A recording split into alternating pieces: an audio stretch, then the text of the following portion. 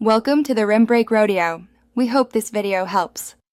You start by confirming the exact Google account that holds your saved passwords. This prevents exporting the wrong vault.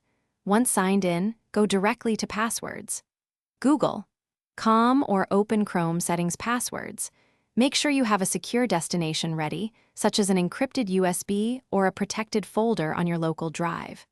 This is the first actionable step because exporting creates a plain CSV temporarily. Protect that file location before you click any export controls. Now you perform the export. Click the three-dot menu inside Google Password Manager and choose Export Passwords. Authenticate when prompted with your Google password or device unlock. This is a security check to confirm it's you. When the CSV download begins, intercept it by selecting your encrypted USB or the secure folder you prepared. Once saved, do not leave the CSV in downloads. Moving it immediately reduces exposure because CSVs are plain text and can be read by any app.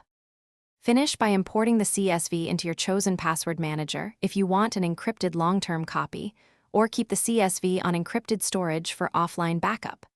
After import, securely delete the CSV from downloads and empty the recycle bin so no plain text remains on the system.